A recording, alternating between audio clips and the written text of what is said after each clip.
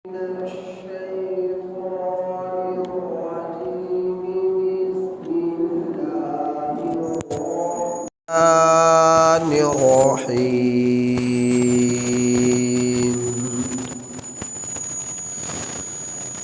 فلعلك تارك بعض ما يوحى إليك وضائق به صدرك أن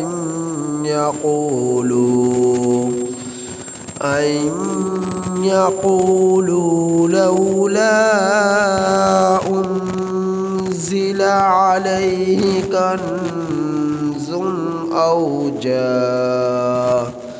أو جاء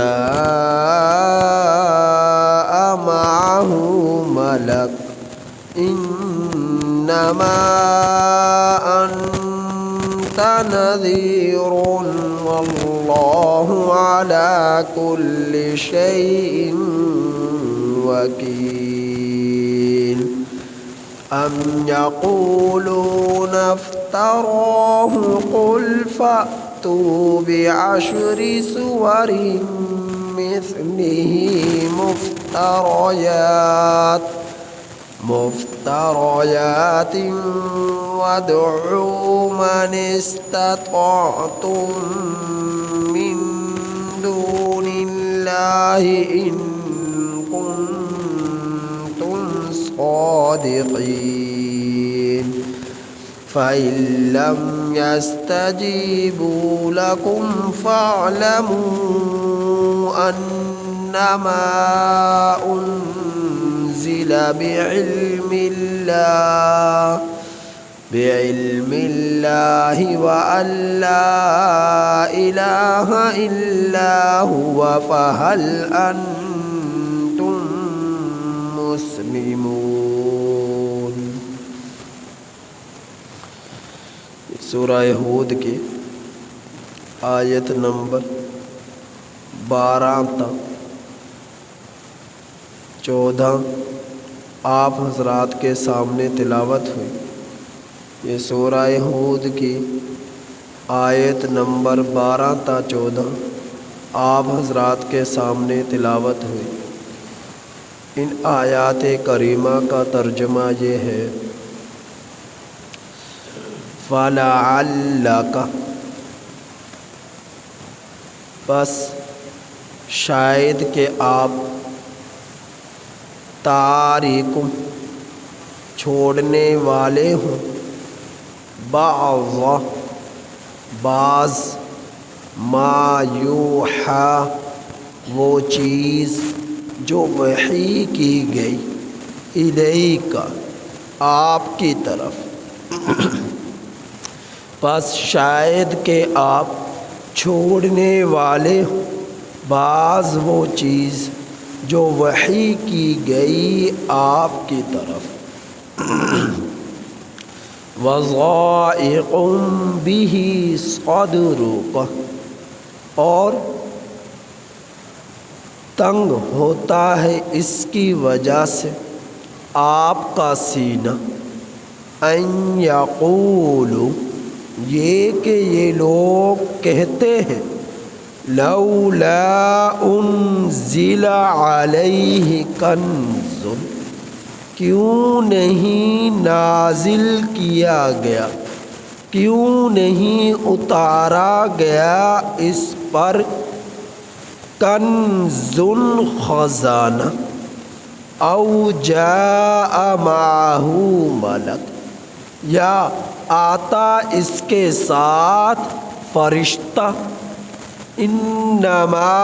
انت نذیر، بے شک آپ ڈرانے والے ہیں،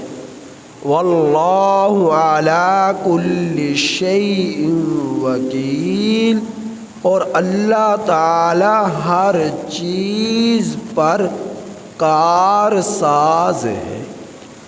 ام یقولون افترا، کیا یہ لوگ کہتے ہیں کہ یہ اس قرآن کریم کو گھڑ لایا ہے، قل اے میرے مصطفیٰ، اے میرے محمد صلی اللہ علیہ وسلم، آپ کہہ دیجئے فَأْتُوا لاؤ تم بعشر سور مثلہ 10 صورتیں اس جیسی مفتریات گھڑی ہوئی، وَادْعُوا مَنِ اسْتَطَعْتُم مِّن دُونِ اللَّهِ، اور بلاؤ تم جو تم طاقت رکھتے ہو اللہ کے سوا، اور بلا لو تم جو تم طاقت رکھتے ہو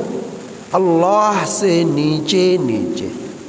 ان کنتم صادقین، اگر تم سچے ہو۔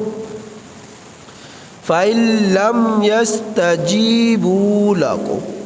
بس اگر یہ لوگ تمہاری بات کو قبول نہ کریں،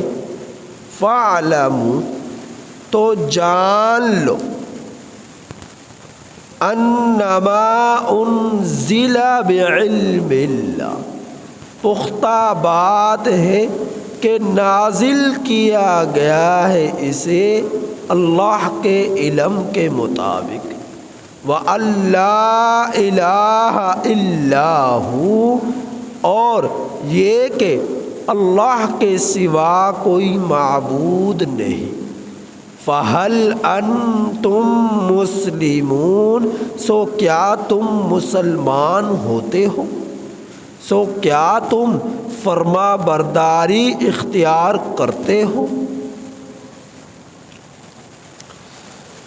بس شاید کہ آپ چھوڑنے والے ہوں بعض وہ چیز جو وحی کی گئی آپ کی طرف، اور تنگ ہوتا ہے اس کی وجہ سے آپ کا سینہ، یہ کہ یہ لوگ کہتے ہیں کہ کیوں نہیں نازل کیا گیا اس پر خزانہ یا آتا اس کے ساتھ فرشتہ۔ پختہ بات ہے کہ آپ ڈرانے والے ہیں، ڈر سنانے والے ہیں، اور اللہ تعالیٰ ہر چیز پر کارساز ہے۔ کیا یہ لوگ کہتے ہیں کہ اس قرآن کریم کو یہ گھڑ لایا ہے؟ آپ کہہ دیجئے لاؤ تم اس جیسی 10 صورتیں گھڑی ہوئی، اور بلا لو تم جنہیں تم طاقت رکھتے ہو اللہ سے نیچے نیچے، اگر تم سچے ہو۔ بس اگر یہ تمہاری بات کو قبول نہ کرے تو جان لو پختہ بات ہے کہ یہ نازل کیا گیا ہے اللہ کے علم کے مطابق، اور یہ کہ اللہ کے سوا کوئی معبود نہیں۔ سو کیا تم مسلمان ہوتے ہو، سو کیا تم فرما برداری اختیار کرتے ہو۔ پچھلی آیات کریمہ میں اللہ جل شانہ نے عام انسانوں سے ایک غلہ کیا، ایک شکوہ کیا اور حالات بیان فرمائے۔ کیا شکوہ کیا کہ اللہ رب العزت جب انسانوں کو اپنی رحمت کا مزہ چکھاتے ہیں، نعمتوں کی فراوانیاں فرماتے ہیں، خوشحالیاں عطا فرماتے ہیں، دکھ رنج اور غم اور تکالیف اور مصیبت پریشانیوں کو دور فرما دیتے ہیں، تو اچانک یہ انسان شوخی مارنے لگ جاتا ہے اور تکبر کرنے لگ جاتا ہے، غرور کرنے لگ جاتا ہے، اترانا شروع کر دیتا ہے، اور اللہ کی زمین پر اکڑ اکڑ کر چلتا ہے، بھول جاتا ہے اپنے رب کی گرفت کو، پکڑ کو، خوف کو اور عذاب کو۔ تو اللہ رب العزت فرمایا، پچھلی آیت کریمہ میں فرمایا، اور پھر اگر ہم ان کی گرفت کر لیتے ہیں، پکڑ کر لیتے ہیں، کسی رنج میں مصیبت میں مبتلا کر دیتے ہیں، تو یہ گلے شکوے کرنا شروع کر دیتا ہے، اللہ رب العزت پر انگلیاں اٹھانا شروع کر دیتا ہے، حالانکہ دینے والی ذات بھی اللہ کی چھیننے والی ذات بھی اللہ کی۔ اب اگر کسی نافرمانی اور گناہ پر اللہ نے گرفت فرما لی اور دی ہوئی نعمت کو چھین لیا تو دی ہوئی بھی تو اسی کی تھی، پھر گلہ کس کا، پھر شکوہ کس کا؟ تو ہونا یہ چاہیے تھا ہم انسانوں کو ہر حال میں اپنے رب کا شکر گزار بندہ بن کر رہے، کہ اگر وہ رحمت کا مزہ چکھائے تب بھی اس کا خوب شکر ادا کرے، اور اگر وہ کسی پریشانی اور غم میں مبتلا کرے تب بھی اس غم اور رنج پر صبر اختیار کر کر اللہ رب العزت کے در پر ہی جھکے، اسی کو مشکل کشا سمجھے اور اس کو ہمیشہ اس کی حمد و ثنا اپنی زبان پر جاری رکھے۔ نہ یہ کہ تمہارے دل بھی غلے کرے، شکوے کرے، اللہ پر اعتراضات کرے، نہ یہ کہ تمہاری زبانیں بھی شکوے نما الفاظ اللہ کے بارے میں ادا کریں، بلکہ تم لوگ ایسے ہو جاؤ کہ تم غم پر، مصیبتوں پر، پریشانیوں پر صبر اختیار کرو، نیکی نہ کرنے کو دل چاہے نفس پر قابو رکھ کر نیکیاں کرو، عبادات کرو، اذکار کرو، نمازیں پڑھو، روزے رکھو۔ تو اللہ رب العزت نے ایسے لوگوں کا استثناء فرمایا ہے کہ ایسے لوگ جو ہے خوشحالیوں میں بھی رب کو یاد رکھنے والے ہیں اور بدحالی میں بھی اپنے رب پر کے فیصلوں پر صبر اختیار کرنے والے ہیں، کہ جو لوگ صبر اختیار کریں رنج اور مصیبت پر اور اچھے عمل کریں۔ تو جس شخص نے عمل کیے اچھے اور جن لوگوں نے صبر کیا ہر مصیبت پر، تو اللہ کی طرف سے ایسے لوگوں کے لیے مغفرت کے فیصلے ہیں اور اجر عظیم کا فیصلہ ہے۔ تو پچھلی آیت کریمہ میں یہ اللہ نے بیان فرمایا۔ اس آیت کریمہ میں، ان آیات کریمہ میں نبی کریم صلی اللہ علیہ وسلم کے کو جس مقصد کے لیے بھیجا گیا اس بعثت نبوت نبوی کا تذکرہ اللہ جل شانہ نے ارشاد فرمایا ہے، اور قرآن کریم کی حقانیت کا تذکرہ اللہ جل شانہ نے بیان فرمایا کہ عرب میں سب سے زیادہ لوگ کفر اور شرک کے اندر دھنسے ہوئے تھے، مبتلا تھے، اور کفر ہی کفر تھا، ظلم ہی ظلم تھا، اور اس سے بڑھ کر ظلم کیا ہوگا کہ جو اللہ کے ساتھ، اللہ کی ذات میں، اللہ کی صفات میں، اللہ کے افعال میں غیر اللہ کو کی نسبتیں جوڑ دے، غیر اللہ کو شریک کر ڈالے، تو اس شخص سے بڑھ کر ظالم کوئی نہ ہوگا۔ تو نبی کریم صلی اللہ علیہ وسلم، نبی کریم صلی اللہ علیہ وسلم جب اس قوم کی طرف، جو جاہل قوم تھی، مشرک قوم تھی، بت پرست قوم تھی، اس کی طرف تشریف لائے اور نبی کریم صلی اللہ علیہ وسلم کو نبوت ملی، تو یہ لوگ کہنے لگے اجعل الآلہۃ ان ھذا لشیء عجیب، کیا ہم سینکڑوں دیوتاؤں کو چھوڑ کر، سینکڑوں معبودوں کو چھوڑ کر ایک معبود کی عبادت کریں، ایک رب کے جو ہے غلامی اختیار کریں، ایک رب کو رب مان کر زندگی گزارے؟ ایسا نہیں ہو سکتا۔ تو انہوں نے پھر طعنے دینا شروع کیے نبی کریم صلی اللہ علیہ وسلم کو، جیسا کہ آج ہم دنیا میں دیکھتے، یہ دستور ہے جو چلا آ رہا ہے، ایسے لوگوں کا جو اقتدار کے نشے میں جو ہے چورا چور ہو جاتے ہیں، نشے میں ڈوب جایا کرتے ہیں، کہ جب کوئی صدر آ رہا، وزیر اعظم آ رہا، تو پھر سڑکوں کو گھنٹوں پہلے بند کر دیا جاتا ہے اور دور تک فوجیں اور پولیس یہ کھڑی ہو جاتی ہے، گارڈ اور پہرے دار کھڑے ہو جایا کرتے ہیں کہ جی وزیر اعظم آ رہا ہے، وہ صدر آ رہا ہے، جو ہے اس کے لیے اس کا استقبال کے طور پر دور تک سڑکوں کو خالی کرا کر جو ہے کھڑا کر دیا جاتا ہے کہ جی فلاں سیٹھ آ رہا، فلاں وزیر اعظم آ رہا، فلاں طاقتور آ رہا۔ تو ان لوگوں نے یہ طعنہ دیا کہ یہ جو ہمیں توحید کی طرف بلاتا ہے، ایک رب کی طرف بلاتا ہے، کیوں نہیں اس کے ساتھ خزانہ اترا، کہ اس کے پاس خزانے ہی خزانے ہوتے، کیوں نہیں اس کے ساتھ فرشتہ اترا کہ جو اس کے ساتھ ساتھ ہوتا اور وہ اس بات کی گواہی دیتا کہ یہ اللہ کا سچا پیغمبر ہے، اللہ کا سچا نبی ہے۔ تو کیوں نہیں اس کے پاس پھلوں کے باغات ہوتے، کیوں نہیں اس کے پاس سونے کی کوٹھیاں ہوتی؟ اب نہ اس کے پاس سونے کی کوٹھیاں ہیں، نہ اس کے پاس خزانے ہیں، نہ اس کے ساتھ کوئی فرشتہ اترا ہے، نہ اس کے پاس سونے کے پہاڑ ہیں۔ یہ کیسے ہم مان لیں کہ یہ سچا نبی ہے؟ ہم کیسے مان لیں اس کی دعوت کو کہ ہم ایک رب پر ایمان لے آئے؟ یہ طعنے دیا کرتے تھے نبی کریم صلی اللہ علیہ وسلم۔ تو اللہ ان کی ان باتوں سے نبی کریم صلی اللہ علیہ وسلم کا سینہ اطہر تنگ ہو جایا کرتا، غمگین ہو جایا کرتا، پریشان ہو جایا کرتا۔ ایک طرف تو یہ باتیں کہتے، دوسری طرف کہتے یہ مجنون ہے، یہ دیوانہ ہے، یہ ساحر ہے، یہ العیاذ باللہ جو ہے عجیب و غریب نبی کریم صلی اللہ علیہ وسلم کے بارے میں الفاظ کا استعمال کیا کرتے، طعن و تشنیع کے طور پر۔ تو اللہ رب العزت نے اس کا تذکرہ فرماتے ہوئے فرمایا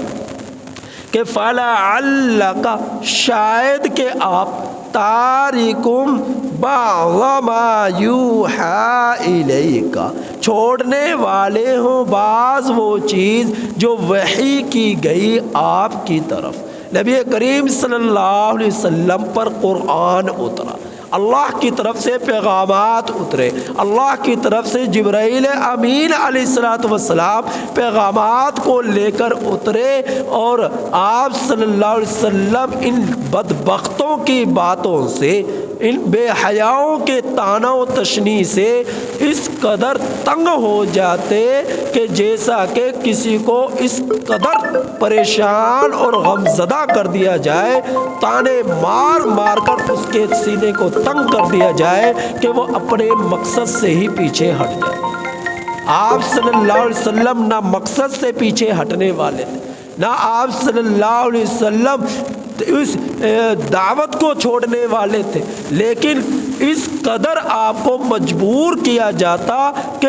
امکان ہے کہ شاید کہ آپ چھوڑ دیں، یعنی عام کوئی شخص ہوتا تو اپنے مقصد سے پیچھے ہٹ جاتا، لیکن وہ اللہ کے رسول صلی اللہ علیہ وسلم تھے کہ انہوں نے انتہا کر دی نبی کریم صلی اللہ علیہ وسلم کو ستانے کی، پریشان کرنے کی، طعنے تشنیع کرنے کی، الزامات لگانے کی، اور طرح طرح کے برے القابات دینے کے اعتبار سے اس قدر آپ کے سینہ اطہر کو تنگ کر دیا کہ آپ غمگین ہو گئے کہ اللہ فرما رہے ہیں کہ امکان ہے کہ شاید کہ آپ وہی جو آپ کی طرف کی گئی اس کو چھوڑ دیں۔ حالانکہ ایسا نہیں، یعنی اس قدر مجبور کر دیا جاتا، لیکن آپ صلی اللہ علیہ وسلم تو نہیں چھوڑنے والے، لیکن کیفیت وہ مجبور اس قدر کر دیتے، لیکن وہ اللہ کے پیغمبر تھے، وہ کیسے چھوڑ سکتے تھے؟ تو فرمایا وَضَائِكُمْ بِهِ صَدْرُكَ، ان کے طعنوں سے، ان کی جو ہے طرح طرح کے برے القابات سے، الزامات سے، اور یہ کہ فرشتہ کیوں نہیں اترا، کیوں نہیں خزانہ اترا، کیوں نہ باغات اس کے پاس ہوئے، اس باتوں طعنوں کی وجہ سے آپ کا سینہ تنگ ہو جاتا۔ ان یقولوا لولا انزل علیہ، یہ کہ یہ لوگ کہتے، کس کی وجہ سے سینہ تنگ ہوتا؟ بعض یہ کہ وہی کو آپ چھوڑ دیتے، یہ کس وجہ سے ایسا محسوس ہوتا کہ آپ صلی اللہ علیہ وسلم پر لولا انزل علیہ کنز، ان کی ان کافروں بدبختوں کی ان باتوں کی بنا پر کہ کیوں نہیں نازل کیا گیا اس پر خزانہ، او جاء معہ ملک، یا آتا اس کے ساتھ فرشتہ جو اس بات کی گواہی دیتا کہ یہ اللہ کے پیغمبر ہے، جو لوگوں ایک ایک شخص کے پاس جاتا اور جا کر گلی اور محلے اور بازاروں میں، دیہاتوں میں، شہروں میں جا کر ایک ایک فرد سے کہتا کہ یہ اللہ کے نبی ہے۔ کیوں نہیں ایسے کوئی فرشتہ اترا، جبکہ آپ صلی اللہ علیہ وسلم تنہا تشریف لائے، آپ صلی اللہ علیہ وسلم کو اللہ نے معجزات تو عطا فرمائے اور فرشتہ آپ صلی اللہ علیہ وسلم پر وحی لے کر نازل ہوتا، لیکن نبی کو نہ دکھائی دیتا، کسی اور کو نہ دکھائی دیتا۔ اور بسا اوقات کچھ صحابہ نے جبرائیل امین علیہ السلام کو آنکھوں سے دیکھا بھی، تو لیکن ان کے یہ طعنے تھے، ضد تھی، جب کوئی بات کو نہ مانے نا، پھر کتنے ہی دلائل اور نشانیاں معجزات کیوں نہ دکھا دیے جائیں، پیش کیوں نہ کر دیے جائیں، وہ ضد اور عناد کی بنا پر پھر بھی نہیں مانا کرتا۔ تو اللہ کے رسول صلی اللہ علیہ وسلم کو اللہ نے یہ پیغام دیا کہ آپ ان سے کہیے کہ میں تو تمہیں ڈر سنانے والا ہوں، اللہ کے عذاب سے، اللہ کی گرفت سے، تم جو چاہتے ہو کہتے رہو، تمہاری باتوں پہ سے بنا طعن و تشنیع کی بنا پر میں اپنے مقصد نبوت سے، بعثت نبوت سے، مقصد نبوت سے میں پیچھے نہیں ہٹنے والا۔ پھر فرمایا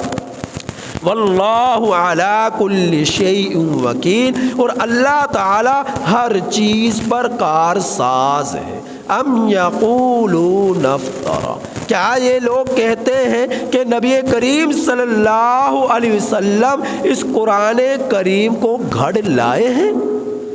تو یہاں پر پھر اللہ نے فرمایا، تین چیلنج عطا فرمائے۔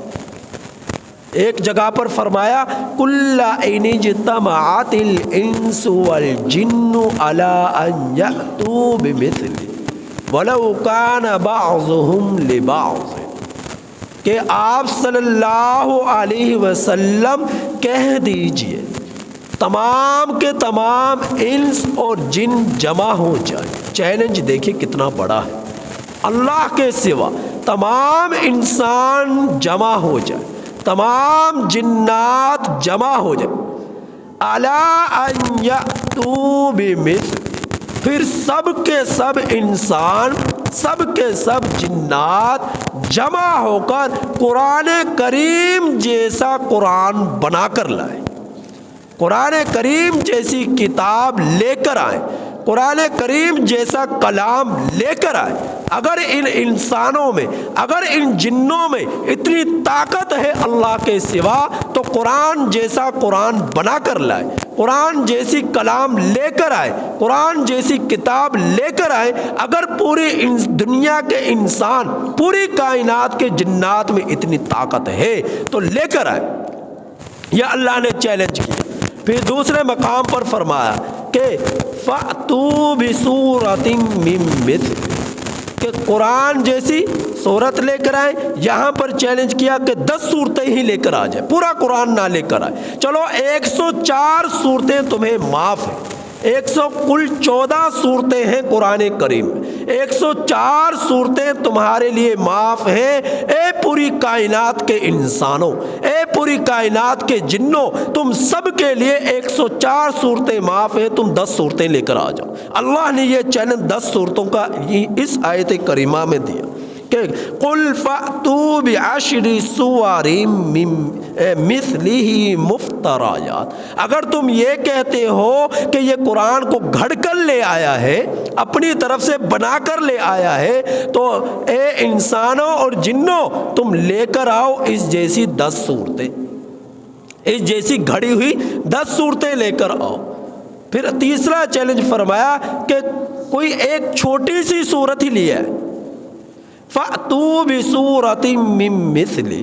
دوسرے ایک مقام پر فرمایا فَأْتُوا بِسُورَةٍ مِّن مِّثْلِهِ، یہاں پر فرمایا فَأْتُوا بِسُورَةٍ مِّثْلِهِ، تو فرمایا کہ چھوٹی سی صورت ہی لے آئیں، چھوٹی سی صورت۔ اب قرآن کریم میں چھوٹی سے چھوٹی صورتیں سورۃ العصر ہے، سورۃ الکوثر ہے، اور سورۃ جو ہے نصر ہے، تو یہ قرآن کریم کی سب سے چھوٹی صورتیں ہیں۔ چلو تم اے انسانوں اور جنوں تم سب کے سب مل کر سورہ عصر جیسی صورت لے آؤ، سورہ کوثر جیسی صورت لے آؤ، سورۃ جو ہے نصر جیسی صورت لے آؤ، لیکن آج تک 1450 صدیاں سال گزر چکے، آج تک کوئی قرآن کریم کی چھوٹی سی صورت کے مقابلے میں کوئی صورت بنا کر نہیں لا سکا۔ عرب میں ایک مشہور فصیح اور بلیغ صہبان وائل نامی شخص گزرا ہے، جو اپنی فصاحت اور بلاغت میں مشہور تھا، اور عرب کے لوگ تو ویسے ہی بڑے فصیح اور بلیغ قسم کے لوگ تھے، تو اللہ نے ان عربوں کو چیلنج فرما کر پوری کائنات کے انسانوں اور جنات کو چیلنج دیا کہ تم سب مل کر قرآن جیسا قرآن لے کر آؤ۔ تو یہ صہبان وائل نامی شخص ایسا فصیح و بلیغ شخص تھا کہ پورے سال اگر کوئی کسی بات پر گفتگو کرتا تو جو الفاظ استعمال کرتا وہ الفاظ دوبارہ کبھی نہ کرتا، اس قدر، اور مضمون اگر ایک بیان کیا اور اس جیسا مضمون دوبارہ بیان کرتا تو اس مضمون کو بیان کرتے ہوئے الفاظ ایسے بدل کر لاتا جس کا پہلے الفاظ سے ذرا بھر بھی کوئی تعلق نہ ہوتا اور مضمون وہی ہوتا۔ ایسا فصیح اور بلیغ یہ صہبان وائل شخص گزرا، لیکن قرآن کریم کے سامنے یہ بھی ہیچ ہو گیا، قرآن کریم کے سامنے یہ بھی بے بس ہو گیا، یہ بھی قرآن کریم جیسی صورت بنا کر نہ لا سکا۔ تو قرآن کریم یہ اللہ کا ایسا کلام ہے، ایسی کتاب ہے، ایسے اللہ رب العزت کے جو ہے نبی پر اترنے والا قرآن حکیم ہے کہ جو فرقان مجید ہے، حق اور باطل کے درمیان فرق کرنے والا یہ قرآن کریم اللہ کا کلام، اللہ کی کتاب نبی پر اترا، جبریل امین علیہ الصلوۃ والسلام 23 سال کے عرصے میں اسے لے کر اترے۔ اب اے ناقدرو اس کی قدر کر ڈالو، نہ اس جیسے دنیا کے انسان مشرک کافر لوگ بنا کر لا سکے، نہ جنات بنا کر لا سکے۔ اے احمق انسان، تو پھر کیوں نہیں اس کی قدر کرتا؟ پھر کیوں نہیں تو اس پر ایمان لاتا؟ پھر کیوں نہیں تو اس کے مضامین کو قبول کرتا؟ پھر کیوں نہیں تو اس سے محبت کرتا؟ اللہ کا یہ اتنا بڑا چیلنج قیامت تک کے لیے ہے، قیامت تک کے لیے، قیامت تک کے لیے۔ قرآن جیسا قرآن کوئی بنا کر نہیں لا سکتا،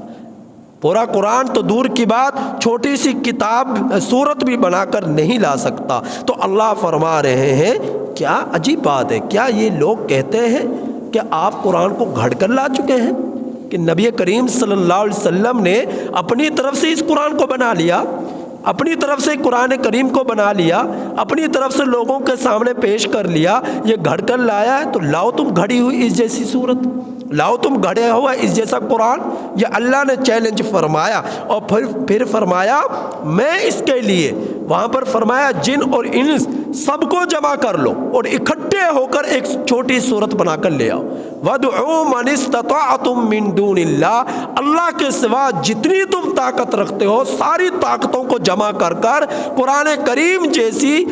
کتاب، کلام یا ایک چھوٹی سی صورت ہی بنا کر لے آؤ۔ یہاں پر فرمایا وَادْعُوا مَنِ اسْتَطَعْتُم مِّن دُونِ اللَّهِ إِن كُنتُمْ صَادِقِينَ، بلا لو تم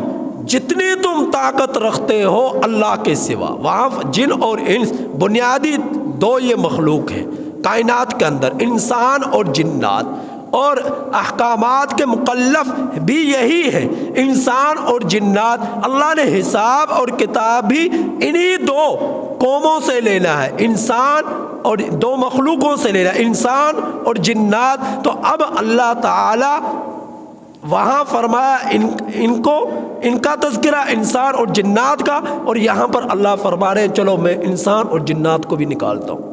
تو کہ ان کو بھی تم شامل کر لو۔ اللہ کے سوا پوری کائنات میں جتنی بھی چیزیں ہیں، جن کو تم جمع کر سکتے ہو لے آؤ، اپنے جادوؤں کو لے آؤ، اپنے ٹونوں کو لے آؤ، اپنے علم کی مہارت کو، اور قرآن کریم جیسی ایک چھوٹی سی صورت بنا کر لے آؤ، ان کنتم صادقین، اگر تم سچے ہو، اگر تم سچے ہو۔ یہ تم طنز کرتے ہو میرے نبی پر، تم استہزاء کرتے ہو میرے نبی کا، تم کہتے ہو یہ گھڑ کے لایا، تو لاؤ پھر قرآن جیسی کتاب، لاؤ قرآن کریم جیسا کلام، اگر تم سچے ہو۔ پھر اللہ نے خود جواب دیا، پھر اللہ نے خود جواب دیا، فرمایا فَإِن لَّمْ يَسْتَجِيبُوا لَكُمْ، بس اگر یہ لوگ آپ کی بات کو قبول نہ کریں، تمہارے اس چیلنج کو قبول نہ کریں، اللہ کے اس چیلنج کو قبول نہ کرے، نبی کے اس کلام کو قبول نہ کرے، نبی کی رسالت کو قبول نہ کرے، تو پھر میرا اللہ فرما رہا ہے فَاعْلَمُوا، تو خوب جان لو، أَنَّمَا أُنزِلَ بِعِلْمِ اللَّهِ، پختہ بات ہے یہ قرآن کریم اتارا گیا ہے اللہ کے علم کے مطابق، اس بات کو تم مان لو۔ جب تم بے بس ہو گئے، قرآن جیسا قرآن نہ لا سکے، قرآن جیسی صورت نہیں پیش کر سکے، قرآن کریم جیسی آیات نہیں لا سکے، تو پھر تم میری اس بات کو مان لو کہ اللہ کے علم کے مطابق اسے اتارا گیا ہے۔ احکم الحاکمین ذات نے اس قرآن کریم کو نازل فرمایا، اور پھر اسی بات کو مان کر یقین رکھ کر اب وَأَلَّا إِلَٰهَ إِلَّا هُوَ، تم لوگ اللہ کے سوا کسی کی عبادت نہ کرو، تم لوگ اللہ کے سوا کسی کی عبادت نہ کرو، تم لوگ اللہ کے سوا کسی کے سامنے نہ جھکو، تم لوگ اللہ کے سوا کسی کو مشکل کشا، حاجت روا، دستگیر، دسترس نہ سمجھو۔